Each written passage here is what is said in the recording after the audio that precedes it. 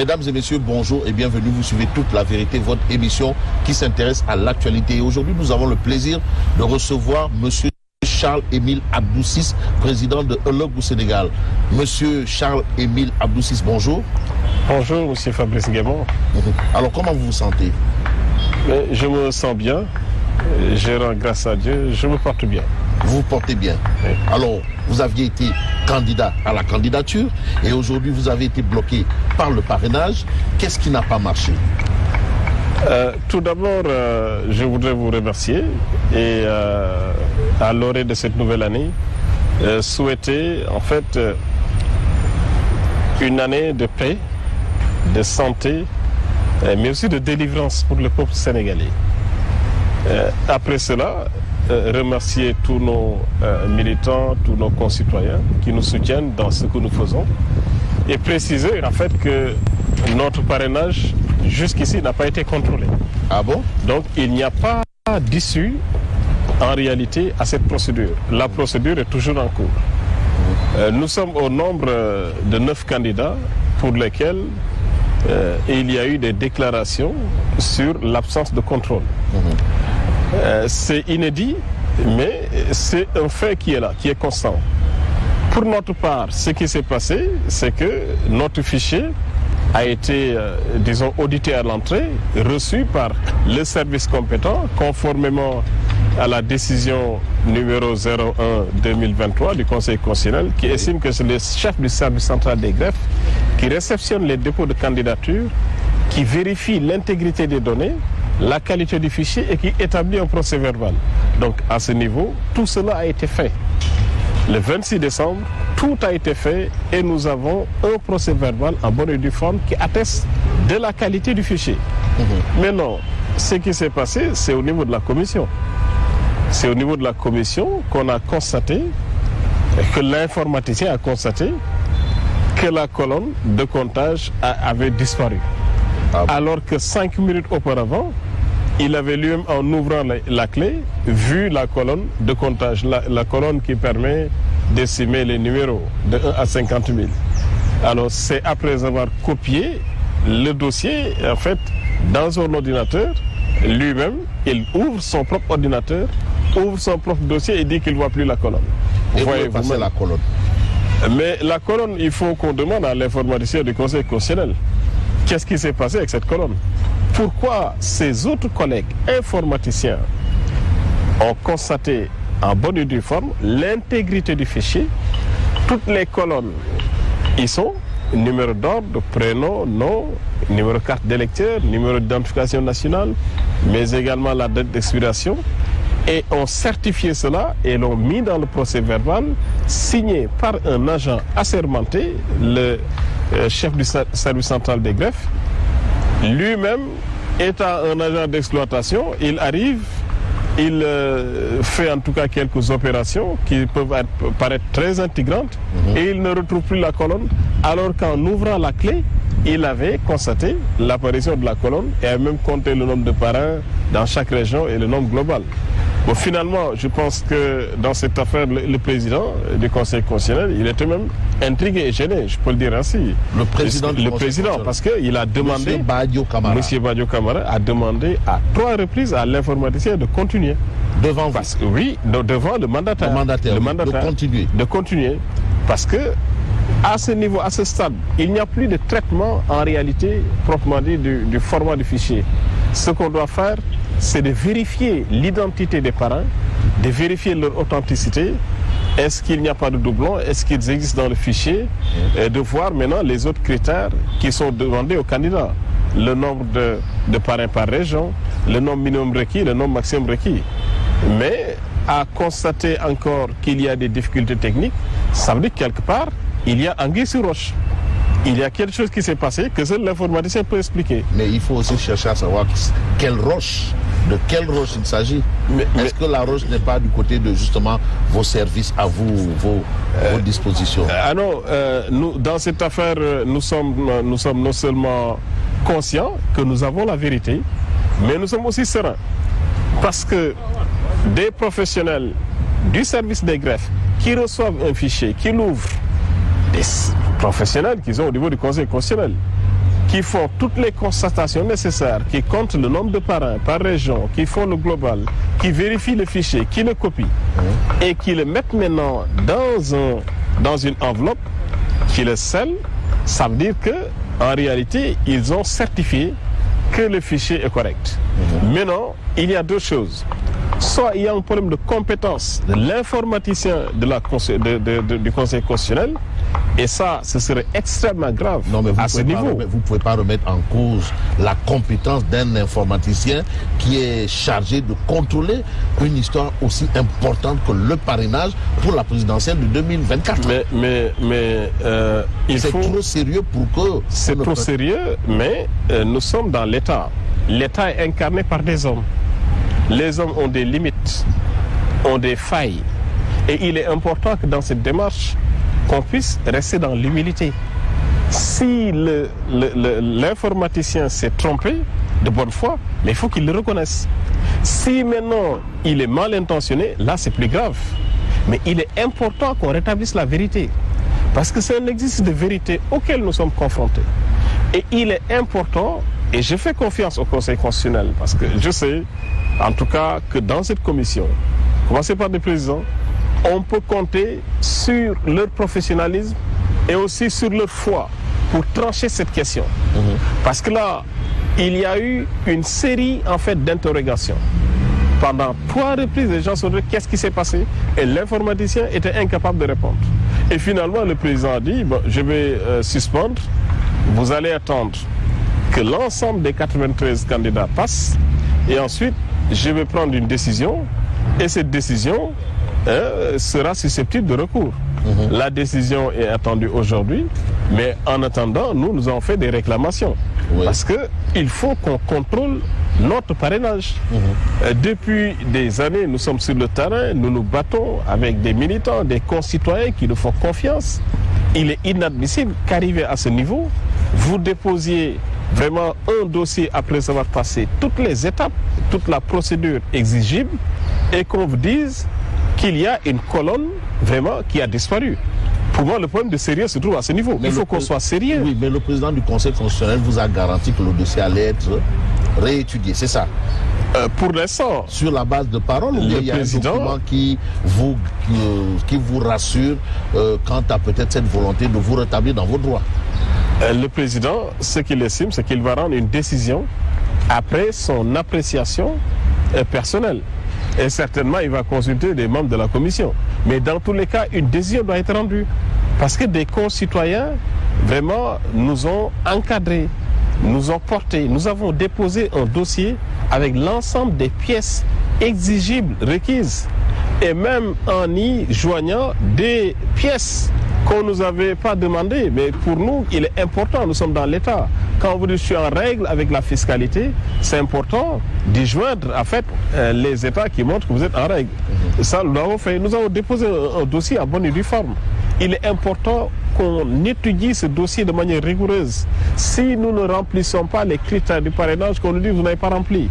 Mais qu'on nous dise qu'il y a une colonne qui a disparu et que votre dossier ne peut pas être contrôlé, mais c'est inédit. C'est quand même trop gros pour être vrai.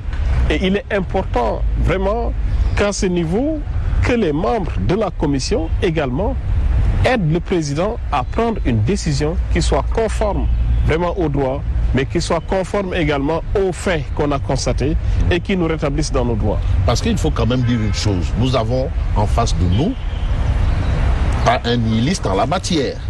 Charles-Émile Abdou-Ciss a quand même fait ses humanités. Vous êtes un énarque, administrateur civil de classe exceptionnelle. Première classe, deuxième échelon. Deuxième échelon. Et il faut aussi noter qu'au plan de l'informatique, vous avez fait des exploits dans l'administration. Alors comment vous pouvez vous retrouver, vous, dans cette situation? Mais justement... Si vous pouvez peut-être nous rappeler un peu, vous, au plan de l'administration, vos performances dans le domaine d'éthique. C'est bien. Je vous remercie, Nguema, vraiment de nous rappeler tout cela. Et c'est important. C'est parce que, justement, nous avons un vécu à la matière qu'on s'est posé des questions sur la compétence, vraiment, de ce monsieur du Conseil constitutionnel, autrement dit, de l'informaticien. Parce que de ce conseil, il y a un minimum. Lorsque vous transférez des fichiers vraiment d'un logiciel à un autre, ou bien d'une base de données à un autre, il est important de suivre les procédures nécessaires. Il y a un fichier Excel qui est contenu dans une clé qui nous a été remis par la Direction générale des élections, qui est différent de l'organe de traitement du ministère de la Justice. Lorsque vous recevez ce fichier au niveau de la commission, il y a deux choses. Vous pouvez faire une simple copie-coller. Ça, c'est une procédure de base. Vous copiez le fichier, vous le collez dans l'ordinateur ou bien dans un autre poste de travail. Et ça, le chef du service central des greffes et ses services l'ont fait. Maintenant, au niveau de la commission, c'est là où il y a eu un problème. Pourquoi? Parce que l'agent qui est chargé de l'exploitation du traitement ne devait même pas créer notre dossier. Parce que le dossier a été déjà créé par le chef du service central des greffes et inséré dans la clé et fait l'objet d'une constatation judiciaire, autrement dit, d'un acte vraiment juridique relatif vraiment au résultat du dépôt. Un procès verbal en bonne et due forme. Pourquoi cet informaticien a eu besoin de créer un nouveau dossier alors que le dossier existait déjà dans la clé? Il aurait dû simplement copier le dossier, le mettre dans son ordinateur et faire le traitement. Il aurait pu également étudier d'autres procédures d'encodage que tous les informaticiens connaissent, c'est-à-dire soit de respecter les caractères nécessaires lors du transfert et il n'y aurait aucun problème, de respecter également la similitude des colonnes. L'autre aspect, c'est qu'on aurait pu créer simplement une interface qui permet de charger les fichiers et de pouvoir également les intégrer soit dans la base de données, du fichier électoral, ou bien si c'est un simple fichier, de pouvoir le coller au fichier. Et ça, je pense que ce sont des techniques rudimentaires pour vraiment transférer, analyser des données. Qu'on en arrive à constater qu'une seule colonne qui permet de compter le nombre de pareils a disparu, mais c'est malheureux. C'est malheureux que le Sénégal en soit là. Comment techniquement on peut faire disparaître une colonne? Mais c'est la question que tout le monde se pose. Parce que c'est impossible. C'est impossible. Une colonne d'un fichier, soit vous copiez le fichier dans son intégralité, vous l'avez dans votre machine, ou bien vous le chargez de manière informatique pour l'intégrer, comme je disais tout à l'heure, dans la base de données et l'analyser. Et si en réalité une colonne a disparu, mais il y a des questions qu'on doit se poser sur la responsabilité de cet informaticien. Sa responsabilité peut être engagée. Vous doutez de ses compétences ou plutôt vous pensez qu'il s'est trompé de mauvaise foi? Je prends en fait toutes les hypothèses. Soit il s'est trompé, et si s'est trompé l'erreur humaine, il faut qu'il ait l'immunité de corriger et de ne pas engager la candidature vraiment de ceux qui ont eu vraiment à faire ce dépôt dans des circonstances honnêtes, transparentes et rigoureuses. Soit c'est un problème de compétence et là c'est quand même grave. Je pense qu'à mon niveau, il me semble en fait beaucoup plus aujourd'hui transparent que le Conseil constitutionnel fasse appel à d'autres experts informatiques. Dédouble un peu les compétences. Parce qu'on ne peut pas se fier à une seule personne pour décider de la fiabilité de Il n'y a pas possibilité de contre-expertise, non? Mais il faut, c'est ce que je propose. Je disais qu'il faut dédoubler les compétences. Il faut qu'on essaie de trouver d'autres informaticiens pour contre-expertiser en tout cas ces données. Mais aussi pour auditer le traitement qu'il a eu à effectuer. Comment a-t-il copié le fichier? Comment? Ça c'est la question. Parce que lorsqu'il a ouvert la clé, je le rappelle, c'est important, lorsqu'il a ouvert la clé, sans toucher à son ordinateur, toutes les données apparaissaient. La colonne de comptage de 1 à 50 000, mais également le prénom, le nom, CIN et tout. Et lorsqu'il a décidé lui-même de sélectionner les données, et le mot est important, sélectionner, c'est le mot qu'il a utilisé. Lorsqu'il a sélectionné les données, il les a copiées dans son ordinateur en ayant créé un dossier. Il a ouvert son propre ordinateur, le propre dossier qu'il a créé, alors que c'était déjà créé. Et là, il ouvre et dit la colonne a disparu. Mais autrement dit, nul ne peut se prévaloir de sa propre turpitude. Sa responsabilité engagée dans cette affaire. Et il ne faudrait pas qu'il engage tout le Conseil constitutionnel vraiment dans un dossier ou un fichier qui a été maltraité. Pour moi, le Conseil constitutionnel est plus grand que ça. Le président Mamadou Badio Camara, que je connais, vraiment, je pense qu'il aura la lucidité, au regard des faits, au regard de la loi et au regard de la foi, de prendre une décision qui conforte les Sénégalais dans ce qu'ils croient être la justice, mais également qu'ils soient conformes à ce que les candidats ont déposé, qu'ils soient conformes également aux constatations du chef du service central des greffes retranscrites dans le procès verbal.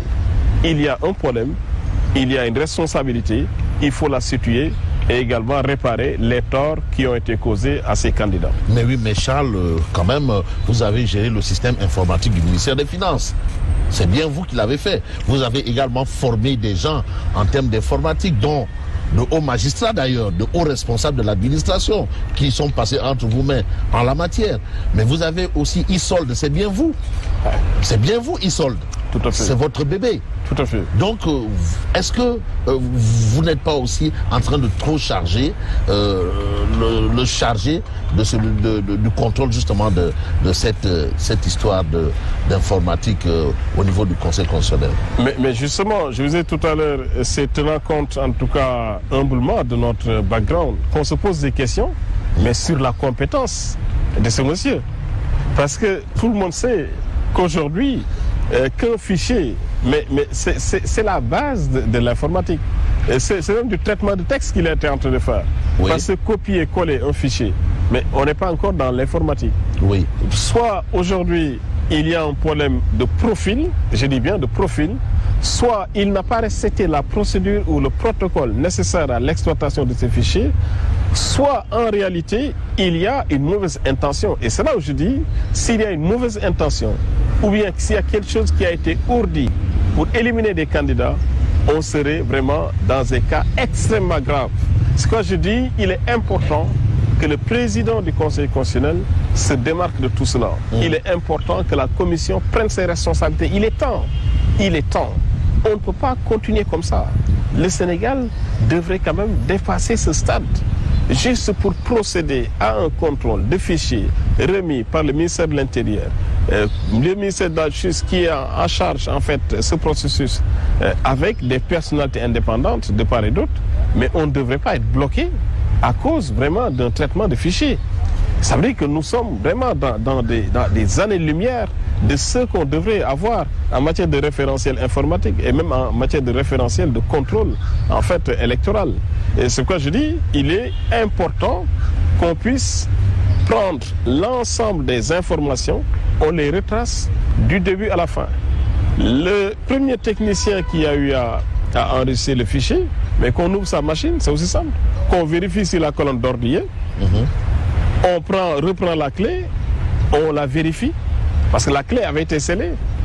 Et en principe, le contenu de la clé est conforme au fichier qui est dans la machine du premier technicien qui a eu à faire l'opération d'ouverture de la clé. Et tout cela fait l'objet d'un procès verbal. Et comparer cela maintenant au fichier contenu dans le dossier créé lui-même par le technicien vraiment de la commission. Parce que moi je me pose des questions.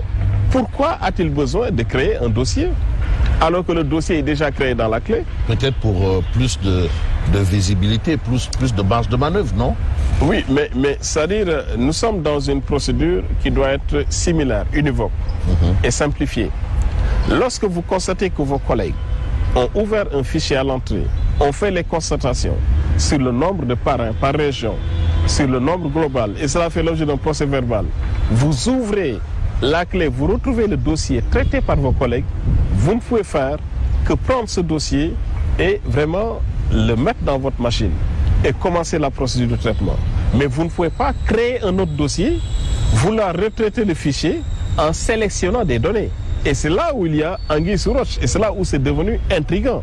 Pourquoi a-t-il besoin de sélectionner des données alors que ces données étaient déjà sélectionnées et traitées? Je pense qu'il y a un problème de procédure. Et cela devait être même communiqué à tous les candidats. On devait afficher devant le Conseil constitutionnel ou bien de manière électronique, leur notifier la procédure de contrôle de manière détaillée. Depuis l'entrée des cartons avec la réception par le poste de sécurité, en passant par le transfert dans le couloir du Conseil constitutionnel, l'autre transfert au niveau du bureau du greffier en chef, le traitement dans la salle qui sert de réception des dossiers de candidature, mais également le processus suivant au niveau en fait de la commission de contrôle. Comment tout cela n'a pas pu être communiqué aux candidats? Il y a un problème. La décision que l'on a notifiée, c'est une décision qui est laconique. On parle juste des personnes chargées du contrôle et également, éventuellement, des incidents qui pouvaient survenir. Non, mais votre candidature n'a pas été invalidée, non? Non, pas du tout. Notre candidature n'est ni invalidée ni validée. Elle est quoi? Pour l'instant, on nous demande d'attendre. Notre fichier n'a pas été traité, c'est ce qu'on nous dit. Nous sommes 9 à être dans cette, Vous êtes le nombre de 9 dans cette affaire. Nous sommes 9 et pour les 9, il n'y a aucune décision qui a été prise. Sauf peut-être il y a une décision qui est prise aujourd'hui, parce qu'il était prévu qu'aujourd'hui, vendredi 12 janvier 2024, qu'une décision collective soit prise et qu'il puisse y avoir des recours. Mais on ne peut pas invalider un parrainage qui n'a pas été examiné. Mais s'il y a des recours, ça va remettre en cause tout un processus. Il va falloir recommencer à zéro. Et vous pensez qu'on a le temps de ça alors qu'une date a été déjà décrétée, date pour les élections présidentielles? Mais ce n'est pas une question de temps, c'est une question de texte. C'est au Conseil constitutionnel de s'organiser pour respecter les textes. Les recours en matière électorale sont organisés par les textes. Et il est dit que les recours, vraiment, doivent être établis par les candidats, en tout cas, qui contestent un peu les résultats provisoires qu'a pu, en tout cas, produire le Conseil constitutionnel. Et maintenant, ces résultats, d'après ce qu'on dit et d'après ce que nous a notifié au niveau des services compétents du Conseil constitutionnel, doivent sortir aujourd'hui. La liste, éventuellement, de ceux qui ont eu, en tout cas, à passer par le parrainage. Et c'est là que nous aurons la possibilité de faire des recours qui sont prévus vraiment par les textes. C'est un minimum. Parce qu'il faut le principe du contradictoire en toute matière, en matière de droit, en matière en tout cas même de la vie. Il faut écouter l'autre, il faut l'entendre pour savoir où se trouve la vérité, où se trouve la lumière. Mais on ne peut pas se fier simplement à la déclaration d'un technicien dont aujourd'hui, vraiment, tout le Sénégal doute de ses compétences. Mais oui, mais le technicien, sa position engage le Conseil constitutionnel aussi. Et les décisions les avis du Conseil constitutionnel sont des décisions. La position du Conseil constitutionnel, je l'ai dit tout à l'heure, j'espère que l'avis d'un conseiller technique ou l'avis en tout cas d'un informaticien ne puisse pas engager tout le Conseil constitutionnel. Ce serait très grave. Parce que quand même le président, il a la possibilité déjà d'analyser de son propre chef, de voir dans son entière conviction, au regard des faits qui sont sacrés, ce qui s'est passé, à qui cela est imputable. S'il y a eu une faute, la faute est imputable aux techniciens. Cela n'est pas imputable aux candidats. Parce que je répète, lors du dépôt au niveau du chef du service central des greffes, il n'a été relevé aucun incident lié à la qualité ou à l'intégrité du fichier. Et l'article 3 de la décision numéro 1/2023 produite par le Conseil constitutionnel et qui organise tout ce processus dispose que tout incident lié au fichier électronique doit être obligatoirement relevé à cette étape lors du dépôt au niveau du chef du service central des greffes. Le cas contraire, il n'y a aucune autre possibilité de relever un vice relatif au format ou bien à des manquements techniques qui auraient pu arriver au fichier vraiment déposé par un candidat. Et là, qui est mis devant ses responsabilités? Le président du Conseil constitutionnel et les membres de la commission sont mis devant les responsabilités. Mais également, le technicien doit pouvoir de manière humble, parce qu'on n'est pas vraiment dans des sciences exactes, dire comment il a traité les fichiers.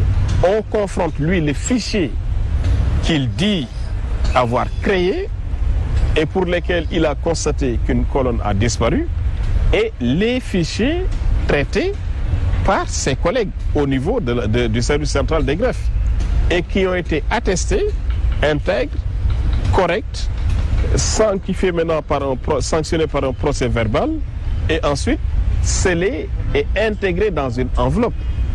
Là, il n'y a aucun incident. Il faut forcément qu'il y ait une confrontation. Ce qui s'est passé est inédit. Et c'est inédit aux yeux de tout le monde. Je sais que même aux yeux du président du Conseil constitutionnel, c'est inédit. Et il va falloir trancher, mais de manière transparente, cohérente, cette problématique. Et vraiment dire le droit, la vérité, au regard des faits, au regard de la loi, et vraiment dans la plus grande transparence. Mesdames et messieurs, juste une pause et nous revenons dans une poignée de secondes. Sen TV, bienvenue chez vous. Mes journées sont très mouvementées, alors il me faut un partenaire avec beaucoup d'assurance. Mon choix ? c'est Intimax. Intimax, une serviette fine au voile micro-perforé, gel intime et protège-slip.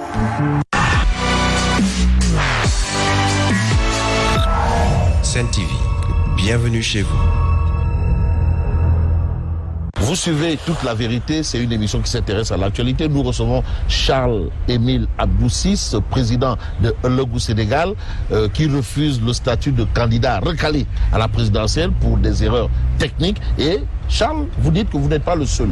Vous êtes au nombre de 9. Est-ce que c'est le même problème qui s'oppose aux autres ou bien c'est des problèmes diversifiés? C'est des problèmes à peu près similaires parce que c'est des problèmes liés en tout cas au traitement du fichier, au format non exploitable de la clé, c'est ce que j'ai pu lire. Mais pour nous, spécifiquement, c'est la clé est exploitable parce qu'elle a été ouverte, je répète, ouverte, certifiée. Mais d'après l'informaticien de la commission, je dis bien d'après lui, il y a une colonne qui manquerait. Et je peux illustrer en disant, monsieur l'informaticien dit que c'est cette colonne-là qu'il ne voit pas dans notre fichier. Oui. Oui. C'est-à-dire où on a 1, 2, 3, 4 jusqu'à 50 000. C'est cette colonne qui manquerait dans le fichier. Or, cette colonne existait lors du dépôt au niveau du chef de centrale des greffes. Cette colonne existait dans la clé, lui l'a visionnée devant la commission. Et c'est en sélectionnant les données de la clé, mais que la colonne a disparu. Sa responsabilité est en jeu et il doit éclairer l'opinion publique. Il doit éclairer les Sénégalais. Comment a-t-il pu traiter le dossier? Quelle procédure informatique a-t-il suivi? Est-ce qu'il a fait un transfert direct de fichiers? Est-ce qu'il a fait un chargement à travers l'interface, peut-être qui existe ou qui n'existe pas? Ou bien est-ce qu'il a simplement sélectionné les colonnes qu'il veut en omettant volontairement la première colonne? Mais tout cela sont des hypothèses. Et dans la requête qu'on a adressée au président du Conseil constitutionnel, vraiment tout cela est bien développé et nous avons vraiment demandé au président du Conseil constitutionnel, à travers notre requête, de bien vouloir achever le processus vraiment de contrôle de notre fichier et de nous livrer les résultats. D'accord. Alors, donc vous attendez le résultat aujourd'hui. Alors, on évoque souvent beaucoup de problèmes. On a évoqué beaucoup de problèmes justement dans ce contrôle de parrainage. Certains membres ont dit qu'ils ont été lésés à tort. Est-ce que finalement, on n'a pas commis une erreur pour le choix du parrainage? Moi, je pense que le parrainage en tant que tel est un exercice qui est intéressant parce que cela permet vraiment non seulement de partager le programme qu'une coalition, une anti-coalition indépendante ou un parti vraiment a élaboré, d'échanger avec les citoyens. Mais je pense que ce sont les modalités qui posent problème. D'abord, le référentiel de base, autrement dit, le fichier qui sert vraiment d'outils d'analyse et de comparaison de la fiabilité des parrainages déposés par les candidats. Cet outil-là aurait dû être communiqué vraiment au moins aux candidats, qu'on puisse savoir que cet outil ou le fichier date de telle année, tel mois, que cet outil, le fichier de base, mais également, voilà en tout cas les informations contenues, mais qu'on puisse également expliciter le processus de contrôle physique, matériel, technique, de l'entrée vraiment des documents jusqu'au traitement final par la commission. Mais tout cela n'est pas explicité. On nous a simplement vraiment notifié des communiqués, mais ces communiqués ne renseignent pas sur le processus de traitement des candidatures. Et c'est cela, en fait, qui est dommage. Parce qu'on a un peu manqué vraiment de professionnalisme, parfois même de transparence dans l'exercice. Si le Sénégal quand même a acquis beaucoup de succès démocratique, on a engrangé vraiment des acquis démocratiques depuis l'indépendance. Et il est important vraiment qu'on arrive à franchir d'autres paliers en matière de transparence électorale et qu'on partage l'information utile aux candidats. Cela n'entame en rien la qualité de l'administration, cela n'entame en rien vraiment l'intégrité des informations ou du fichier dont l'administration dispose. Mais si jamais cette information n'est pas mise à la disposition des responsables, des candidats, mais cela est à l'origine de tous ces doutes, mais oui, mais de toutes ces méfiances. Mais justement, mais est-ce qu'il y a une disposition légale qui exige ou bien qui autorise les candidats à la candidature d'être en possession du fichier aussi? Oui, mais vous savez... Parce que là, vous évoquez un manquement ou une faute? La matière électorale, est sujet à différentes évolutions. C'est au gré des discussions, c'est au gré des négociations que la matière électorale évolue. Il y a également des consensus parfois qui sont formés après d'une série de discussions. Il me semble important qu'en la matière, qu'on puisse dire qu'il y a eu des manquements relatifs en fait à la transmission de l'information. Un processus, c'est quoi? Mais c'est juste simplement de l'entrée jusqu'à la sortie d'un produit, en tout cas, comment ce produit est fabriqué. De l'entrée jusqu'à la sortie, comment les dossiers entrent au Conseil constitutionnel. On explicite la procédure. Comment ces dossiers sont enregistrés au niveau du service des greffes. On explicite la procédure. Comment ils sont analysés. On explicite la procédure et l'on communique aux candidats. Le référentiel qui est utilisé également pour évaluer les candidats, mais ces référentiels, à mon avis, les candidats doivent le connaître et mieux se préparer. On ne leur donne pas une information totale sur le contenu de tout, mais au moins qu'on sache que ces fichiers, ces référentiels datent de telle année, que voilà les informations qui y sont. Mais aujourd'hui, il y a des doutes sur la fiabilité du fichier. Il y a des doutes sur le contenu. Parce qu'il y a eu des exercices qui ont été réalisés par des candidats de manière individuelle et on a vu vraiment des incongruités. Et cela, aujourd'hui, vraiment conforte l'opinion dans l'idée laquelle qu'il y a une volonté d'éliminer des candidats. Et cela est malheureux. Cela jette le doute vraiment sur la fiabilité de tout ce qui a été fait jusqu'ici. Je rappelle également que nous sommes dans un exercice démocratique. Un exercice démocratique est piloté par le peuple sénégalais. Ceux qui sont au niveau du Conseil constitutionnel, qui incarnent aujourd'hui l'institution, mais sont censés trancher la vérité en tenant compte de la Constitution. Et c'est ce qu'ils font. En tenant compte de la volonté du peuple. Et c'est ce qu'ils font. Cette Constitution émane du peuple. J'ose espérer qu'il y aura un sursaut qui permettra de redresser vraiment les torts qui ont pu être causés à des candidats comme nous qui avons vraiment affronté la chaleur, la poussière, qui avons vraiment eu d'énormes difficultés pour être au rendez-vous et qu'au final qu'on nous dise une colonne manque à votre fichier, vous ne pouvez pas faire l'objet de contrôle. Cela serait vraiment inédit et ce serait vraiment désastreux pour la démocratie sénégalaise. Et j'ai confiance que le Conseil constitutionnel rendra la décision qui sied, la décision qui conforte la démocratie sénégalaise, mais qui soit conforme également au texte qui organise sa fonction. Mais oui, vous avez dit tantôt qu'il y aurait probablement une volonté d'éliminer des candidats. Mais pourquoi vouloir éliminer des candidats alors que dans l'exercice de parrainage, on a plus de 3 millions de parrains? Vous savez, on est en matière politique. On sait que...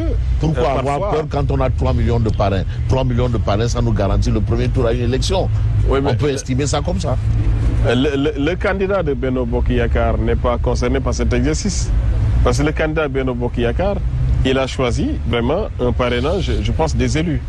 Le parrainage des élus. Oui. Et des maires, chefs des élus. Mais oui, mais il y a eu une collecte de parrainage de cette coalition qui a donné plus de 3 millions de parrains. Là où c'est intriguant, pourquoi, après avoir fait cette collecte massive et historique, ils n'ont pas déposé ces parrains, ou en tout cas levé cette option au niveau du Conseil constitutionnel en déposant le parrainage citoyen? Et vous savez le pourquoi? Ça veut dire que c'est un exercice vraiment qui paraissait intriguant. C'est un exercice dont les fondements, les bases, vraiment ne sont pas clairs. C'est pourquoi ils n'ont pas pris ce risque. Mais nous autres, qui n'avons aucune autre option, l'option unique d'ailleurs, on n'a une autre option, c'est unique, d'aller sur le parrainage citoyen, on y est allé, mais au lieu de traiter notre dossier, on nous demande d'attendre, tout simplement parce qu'une colonne aurait disparu dans la salle de vérification, mais il faut quand même qu'on rende à César ce qui est à César et à Dieu ce qui est à Dieu. Voilà. D'accord. Mais oui, mais vous avez parlé d'un informaticien, mais je crois quand même que ce dernier, vous devriez le connaître. Cet informaticien-là, personnellement, il n'est pas un apprenti en la matière. Je ne le connais pas personnellement, mais je pense qu'en toute logique, pour un exercice aussi sérieux, qui engage la vie d'une nation, d'une république, le Sénégal, qui quand même aujourd'hui a eu à faire des bons démocratiques assez grandioses depuis l'indépendance, qu'on aurait pu avoir un exercice plus sérieux. On aurait pu simplement en fait lancer un appel à candidature pour le recrutement soit de consultants individuels en matière informatique ou de cabinets outillés qui permettraient de garantir la transparence du processus de contrôle. Mais là, il y a un doute. On ne sait pas qui est cet informaticien, quel est son profil, quel est son référentiel, quels sont ses états de service. Mais oui, mais ceux qui l'ont recruté le savent. Oui, mais ceux qui l'ont recruté, mais on le recrute pour qui? On le recrute pour qu'il évalue vraiment les fichiers de candidats. Et il est important que ces candidats, vraiment pour la transparence démocratique, l'identifient. Il y a en fait des acquis démocratiques sur lesquels on ne peut pas revenir. La transparence électorale est la première en fait base de ces acquis. Tout ce qu'on fait en matière électorale, les hommes, les processus, les textes, les modalités de contrôle, de vote, doivent être communiqués au public. Nous avions fait cet exercice au niveau de la solde, parce que tous les paiements relatifs, en tout cas au rappel, mais nous avons eu à créer en fait vraiment un fichier d'abord pour partager avec l'ensemble des acteurs, des enseignants notamment, mais après nous avons développé un logiciel sécurisé qui a fait l'objet vraiment de tests, d'audits de sécurité. Et lorsque ça a été concluant au bout de 2 ans, nous avons procédé au déploiement de cet outil. Aujourd'hui, vous avez également un autre outil qui permet de gérer les réclamations à distance. Oui. SAFI. SAFI, c'est une réclamation, parce qu'il y a derrière, en fait, cet outil, c'est une réclamation qui traite les réclamations. Là également, c'est un robot, en tout cas, qui traite les réclamations à distance. Vous n'avez pas besoin de vous déplacer. Mais l'informatique aujourd'hui, avec le niveau de développement, les bons fulgurants en matière d'innovation, tout ce qu'il y a comme externalité positive qu'apporte l'intelligence artificielle, qu'on soit là à parler de colonnes qui disparaissent, de clés inexploitables, je pense quand même on a un recul. On a un recul, et ce recul en matière électorale n'est pas acceptable. Il faut que le Conseil constitutionnel puisse retrouver vraiment une certaine efficacité sur le contrôle, mais puisse également nous présenter vraiment des acteurs du contrôle informatique qui ont les aptitudes et les habiletés de base requises pour le faire, et qu'on puisse garantir de ce fait la transparence du processus électoral. Est-ce que vous êtes en train de nous dire que la crédibilité de l'institution, le Conseil constitutionnel, est en jeu par rapport à tout ce qu'on a noté en termes de récriminations? Alors, toutes ces récriminations, je pense que incombe au Conseil constitutionnel. C'est le Conseil constitutionnel qui doit trancher. Et ce que je dis, le Conseil constitutionnel doit aujourd'hui libérer vraiment tous ces gens du doute, de la méfiance, en donnant des décisions qui soient cohérentes, en délivrant des notifications vraiment qui garantissent la transparence du processus, mais permettant également aux acteurs de voir réellement ce qui s'est passé, à commencer par ce fichier. Qui a produit le fichier? D'où vient le fichier? Comment il a produit? Comment il a été développé? Qui a développé ces fichiers? Ce sont des questions mais sur lesquelles il n'y a pas de réponse. Le ministère de l'Intérieur a fourni une clé. Le ministère de la Justice nous a fourni un logiciel de parrainage. Mais déjà, il y a un problème. 2 organes qui fournissent 2 outils différents. Ah bon? Déjà, des référentiels, en fait, vont poser problème. Parce que le référentiel de la clé du fichier Excel, le référentiel du logiciel de parrainage sont différents. Ça veut dire que déjà, les formats de transfert, de traitement sont différents. Et à ce niveau, il faut des aptitudes vraiment techniques, avérées. Il faut également un organe indépendant de contrôle. Mais on ne connaît pas le lien de rattachement vraiment par rapport au Conseil constitutionnel de tous ces acteurs. Et ce que je dis, cet exercice aurait pu commencer par l'identification des acteurs, leur rôle, les tâches, mais surtout leur responsabilité en cas de mauvais traitement. Et vous pensez que ces gens doivent être sanctionnés? Mais écoutez, on est dans une république. Hein. Dans une république, nul n'est faillible. Nul n'est infaillible plutôt. S'il s'avère, après enquête, après un audit des traitements effectués, qu'il y a une responsabilité au sein du Conseil constitutionnel, indépendamment de celle du président et des membres, il faut qu'il y ait des sanctions. C'est la loi de la démocratie. On ne peut pas vraiment passer les choses comme ça par perte et profit. C'est trop simple.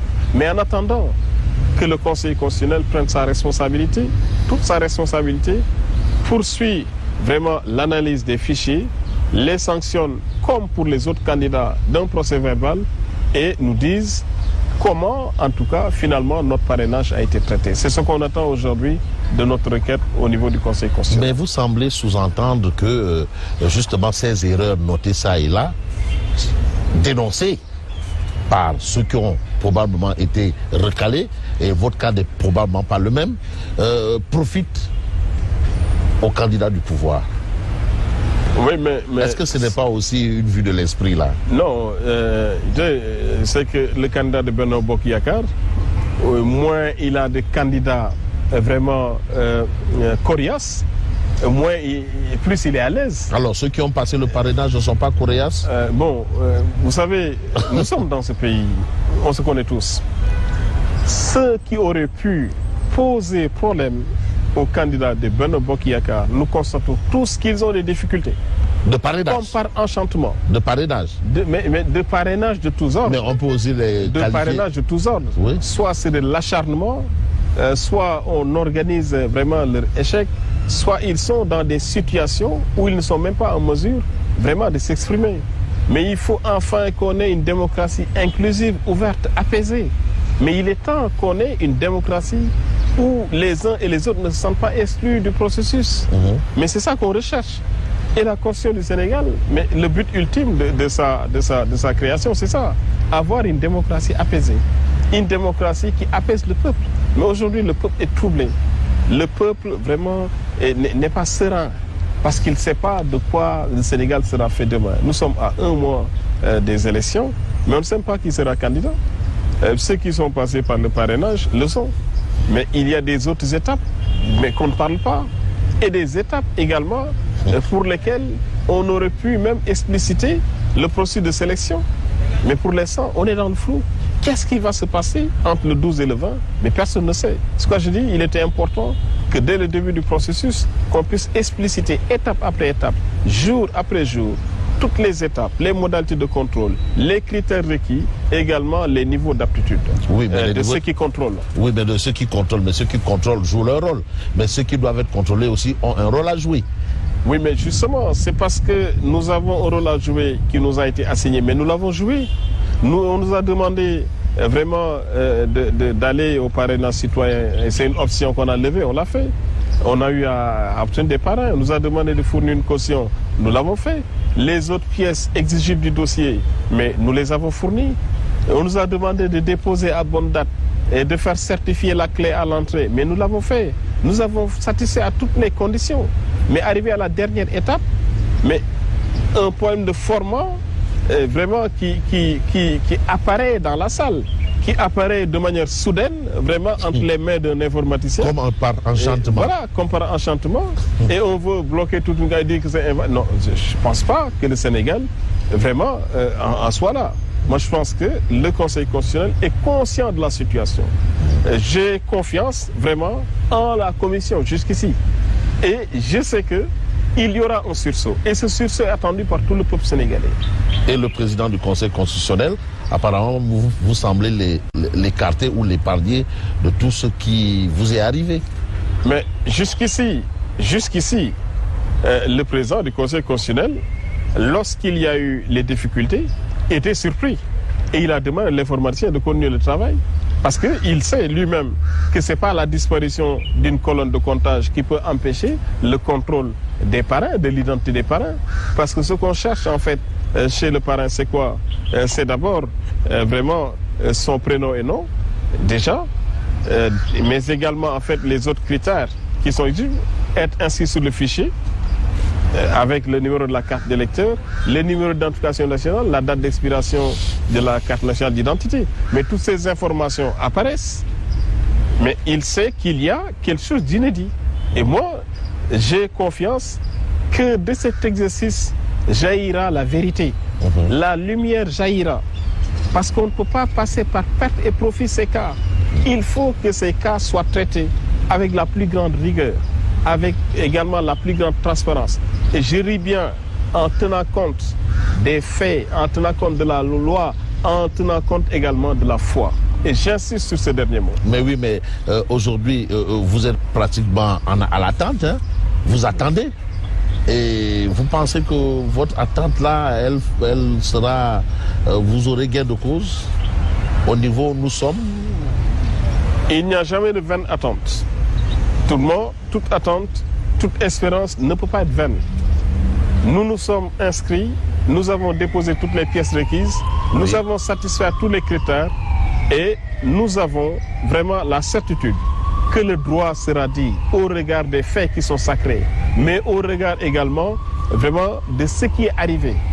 Et ce qui est arrivé, s'il y a une enquête menée au sein du Conseil constitutionnel de manière transparente, indépendante, le président connaît là où le bas blesse et sait sur qui en fait il faudra au besoin situer les responsabilités relativement à la disparition de cette colonne.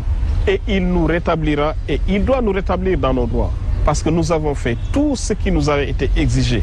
Nous avons été conformes au texte, nous avons été conformes vraiment au processus électoral et il est également important que le peuple sénégalais puisse être enfin rassuré par les décisions du Conseil constitutionnel. L'attente ne sera pas vaine. Mais oui, mais il y a d'autres qui ont passé l'étape du parrainage, hein, qui ont eu des clés en bonne et due forme, dont les colonnes n'ont pas disparu. Ces gens-là, est-ce qu'ils ne viennent pas contredire vos récriminations? Oui, mais à chaque candidat son cas. Et j'ai également suivi des cas qui sont assez particuliers, où des fichiers, ou des agents, des Sénégalais, en tout cas inscrits, ne sont pas retrouvés dans le fichier. Ou des candidats même disent qu'ils ne sont pas. Ça également, je mets tout ça dans la même analyse. Je dis que la décision du Conseil constitutionnel doit permettre de rétablir la vérité.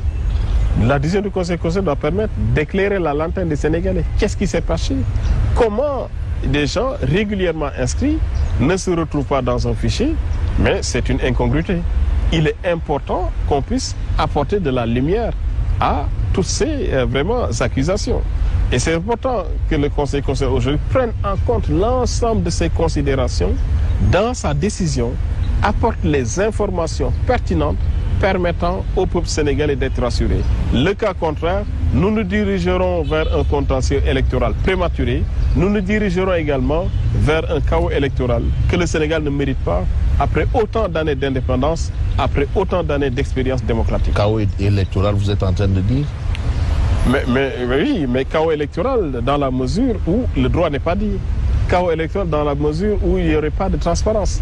Et je veux dire qu'il y aurait des difficultés aujourd'hui vraiment à connaître le processus électoral, à avoir des informations sur les conditions de déroulement de cette élection.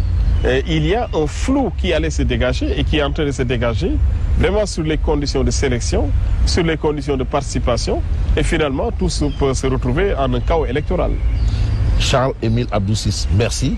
C'est moi qui vous remercie. Mesdames et messieurs, merci de nous avoir suivis. Je vous donne rendez-vous dimanche prochain pour un autre numéro de Toute la vérité.